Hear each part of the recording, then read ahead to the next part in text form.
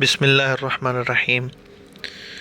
پچھلے لیکچر میں ہم نے مرکب تام جس کو جملہ بھی کہا جاتا ہے اس کی ایک قسم پڑھی ہے، جملہ اسمیہ۔ آج کے لیکچر میں ہم جملہ اسمیہ کی دوسری قسم پڑھنے سے پہلے، دوسری قسم کا نام جملہ فعلیہ ہے، لیکن اس کو پڑھنے سے پہلے ہم فعل کی اقسام کو پڑھ لیتے ہیں۔ فعل کی زمانے کے اعتبار سے 3 اقسام ہیں، کیونکہ زمانہ یا تو جو فعل ہوگا وہ گزرے ہوئے زمانے سے اس کا معنی تعلق رکھے گا، یا موجودہ زمانے سے رکھے گا، یا آنے والے سے رکھے گا۔ تو اس زمانے کے اعتبار سے فعل کی 3 اقسام بیان کی جاتی ہیں۔ فعل کی پہلی قسم کا نام ہے فعل ماضی۔ اس کی ہم تعریف یہ کریں گے، ماضی کا معنی ہے گزرا ہوا۔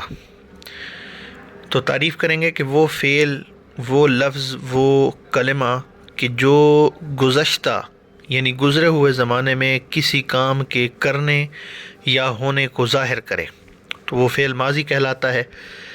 مثال کے طور پہ جیسے عربی میں ضربا، اس کا معنی ہے مارا اس ایک نے۔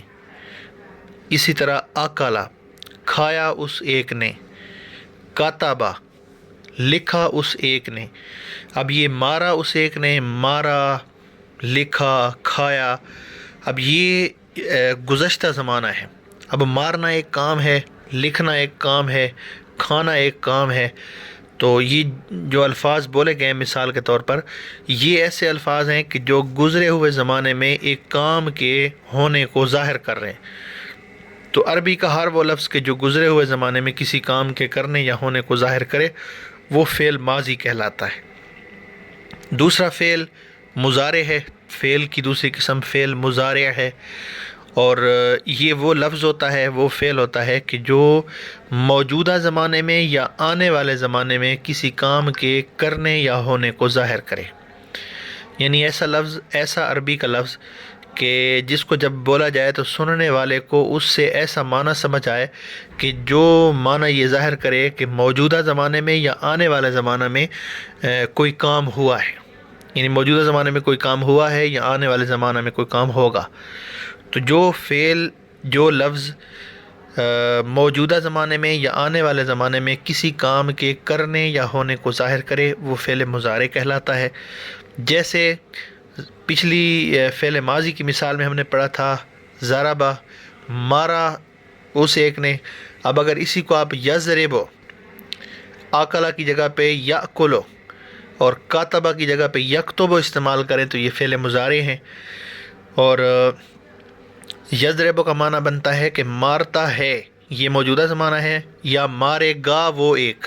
اب یہ مارتا ہے یہ موجودہ زمانہ ہو گیا، اور مارے گا یہ آنے والا زمانہ ہو گیا۔ اور یاکلو، کھاتا ہے یا کھائے گا وہ ایک۔ اب یہ کھاتا ہے یا کھائے گا، اس سے 2 زمانے کام بھی سمجھا گیا ہے کہ مار، جیسے پچھلی مثال میں یضرب میں تھا، مار والا معنی بھی سمجھا جا رہا ہے جو کہ ایک کام ہے مارنا، اور ساتھ موجودہ یا آنے والا زمانہ بھی سمجھا جا رہا ہے۔ اور اس میں یاکلو میں اور یکتب میں فعل بھی سمجھا جا رہا ہے، کام بھی سمجھا جا رہا ہے کہ یاکلو کا مطلب ہے، یعنی یاکلو فعل ہے، اس کا معنی ہے کھانا، کھانا ایک کام ہے، اور یکتب اس کا معنی ہے لکھنا، تو لکھنا بھی ایک کام ہے، اور ساتھ زمانہ بھی سمجھا جا رہا ہے کہ اس موجودہ زمانے میں وہ بندہ کھا رہا ہے یا آئندہ زمانے میں وہ کھائے گا، موجودہ زمانے میں وہ لکھ رہا ہے یا آئندہ زمانے میں وہ لکھے گا۔ تو ایسے عربی کے لفظ کو کہ جس سے موجودہ یا آنے والے زمانے میں کسی کام کا کرنا یا ہونا سمجھا جائے اس کو فعل مضارع کہتے ہیں۔ اور تیسری فعل کی قسم فعل امر ہے۔ امر کا جیسے لفظی معنی ہوتا ہے حکم، حکم دینا، تو فعل امر اس عربی کے لفظ کو کہتے ہیں، عربی کے اس فعل کو کہتے ہیں کہ جس کے ذریعے زمانہ مستقبل میں، آنے والے زمانہ میں کسی کو کوئی کام کرنے کا حکم دیا جائے، بھئی تو یہ کام کر۔ مستقبل کے زمانے میں کسی کام کے کرنے کا جس لفظ کے ذریعے حکم دیا جائے عربی گرامر کے اعتبار سے وہ فعل امر کہلاتا ہے۔ اور اگر بالکل سیم یہی بات ہے کہ اگر آنے والے زمانہ یعنی مستقبل زمانہ میں کسی کو کام نہ کرنے کا حکم دیا جائے یا کسی کو کام سے منع کیا جائے، کام سے روکا جائے، تو وہ نہج بن جاتا ہے۔ امر اور نہج یہ دونوں ایک ہی چیز ہیں کہ ان میں حکم ہوتا ہے کہ امر میں کام کرنے کا حکم ہوتا ہے اور نہج میں کام نہ کرنے کا حکم ہوتا ہے، جس کو عام زبان میں نہیں بھی کہتے ہیں، تو اصل لفظ نہج ہے۔ تو یہ فعل امر ہوتا ہے کہ جس کے ذریعے یعنی وہ عربی کا لفظ، وہ فعل کہ جس کے ذریعے مستقبل زمانے میں کسی کو کام کرنے کا حکم دیا جائے، تو اس کو فعل مضارع کہا جاتا ہے، فعل امر کہا جاتا ہے۔ اور جس کے ذریعے کسی کو کام سے روکا جائے، کام نہ کرنے کا حکم دیا جائے، اس کو فعل نہج کہا جاتا ہے۔ اب ہم مرکب مفید کے جس کا دوسرا نام جملہ بھی ہے، اس کی ایک قسم ہم پڑھ چکے تھے، دوسری قسم کی طرف آتے ہیں کہ اس کی دوسری قسم جملہ فعلیہ ہوتی ہے۔ تو اس کی تعریف ہم یہ کریں گے کہ جملہ فعلیہ وہ مرکب تام ہوتا ہے کہ جس کی ابتدا فعل سے ہو، یعنی ایسا مرکب تام، مرکب مفید، ایسا جملہ کہ جس کی ابتدا ایسے لفظ سے ہو کہ جس لفظ سے ایک کام بھی سمجھا جائے اور ساتھ زمانہ بھی سمجھا جائے۔ تو جس جملے یا مرکب تام، مرکب مفید کی ابتدا اگر فعل سے ہو رہی ہے تو اس کو جملہ فعلیہ کہیں گے۔ اب جیسے جملہ اسمیہ کے اجزاء کی تعداد کم از کم 2 تھی، بالکل اسی طرح جملہ فعلیہ جو ہوتا ہے اس کے بھی اجزاء ہوتے ہیں جو کم از کم 2 ہوتے ہیں، اور کبھی کبھار اس کے ساتھ تیسرا بھی آ جاتا ہے۔ تو جملہ فعلیہ کا جو پہلا جز ہوتا ہے ترتیب کے اعتبار سے عمومی طور پر، اکثر طور پر وہ فعل ہوتا ہے، یعنی ایسا لفظ جملہ فعلیہ کا پہلا جز بنتا ہے کہ جس سے کوئی کام بھی سمجھا جا رہا ہو اور ساتھ کوئی زمانہ بھی سمجھا جا رہا ہو۔ اور ترتیب کے اعتبار سے جملہ فعلیہ میں جو دوسرا جز سمجھا جاتا ہے وہ فاعل ہے، یعنی ایسا لفظ ہے کہ جو اس بندے کو ظاہر کرے کہ جو کام کرنے والا ہے، اس کو فاعل کہتے ہیں، کام کرنے والا، یہ دوسرا جز ہوتا ہے۔ اور یہ دونوں جز فعل اور فاعل، یعنی فعل معنی کام اور فاعل معنی کرنے والا، یہ 2 جز لازم ہیں، ان کے بغیر جملہ فعلیہ ہو نہیں سکتا۔ اور ساتھ کبھی کبھار تیسرا جز بھی آ جاتا ہے، تیسرا لفظ بھی آ جاتا ہے جس کو مفعول کہا جاتا ہے۔ تو مفعول وہ ہوتا ہے کہ جس پر کام کرنے والے نے اپنا کام کیا ہے، تو اس کو مفعول کہتے ہیں۔ مثال کے طور پہ جیسے ایک عام فہم مثال ہے کہ عربی میں اگر کوئی کہے ضرب زید خالدن، اس کا معنی ہے کہ زید نے خالد کو مارا۔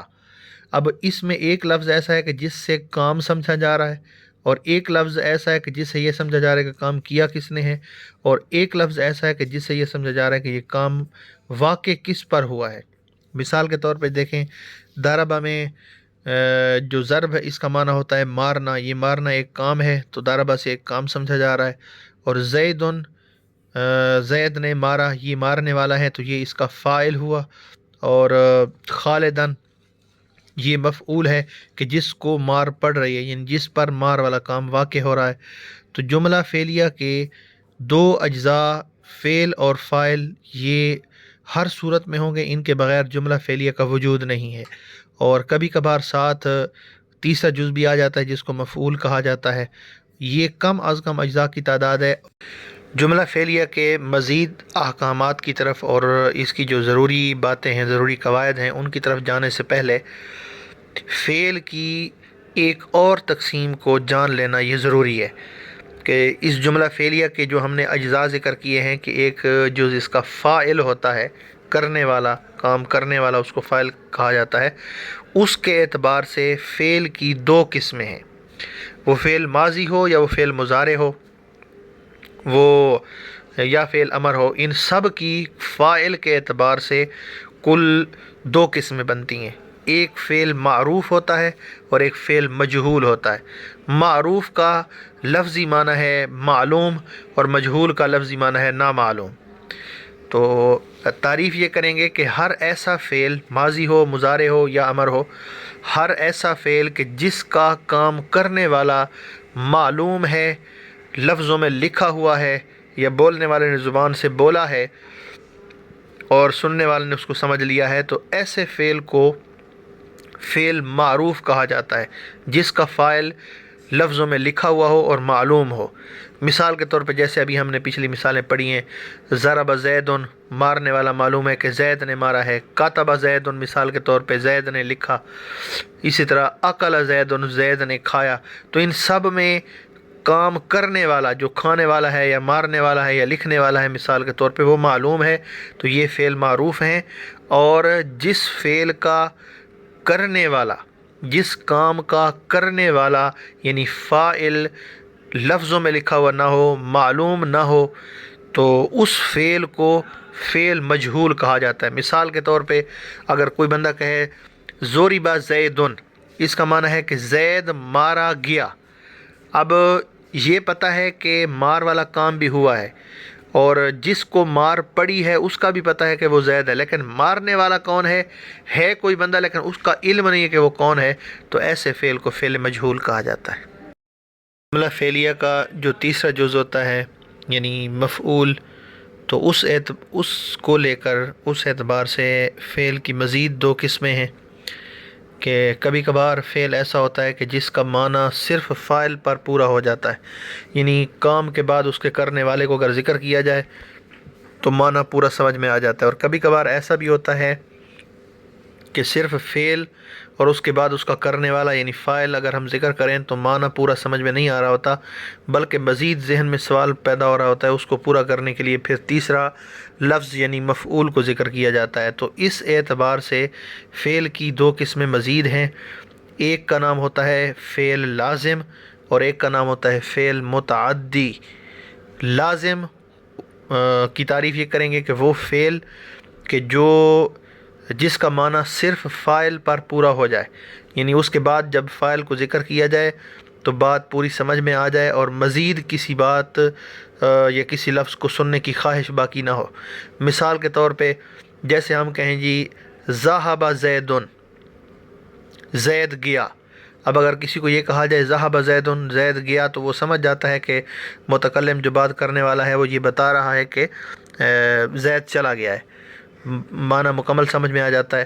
اور ایک فعل متعدی ہوتا ہے، اس کی تعریف یہ کی جاتی ہے کہ فعل متعدی اس فعل کو کہتے ہیں، اس لفظ کو کہتے ہیں کہ جس کے فاعل کو ذکر کرنے کے بعد بھی معنی مکمل سمجھ میں نہ آئے بلکہ مزید سننے کی بھی خواہش باقی ہو، اس کو تیسرے جز یعنی مفعول کی طرف بھی محتاجی ہو، اس کو فعل متعدی کہتے ہیں۔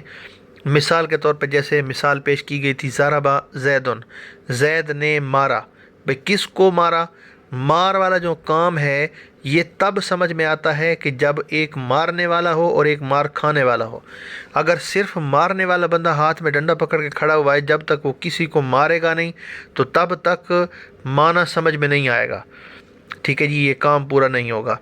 تو یہ ایسا فعل ہے کہ جس کو کام کرنے والا بھی چاہیے اور معنی پورا کرنے کے لیے جس پر یہ کام واقع ہو رہا ہے وہ لفظ بھی چاہیے، تو اس کو فعل متعدی کہا جاتا ہے۔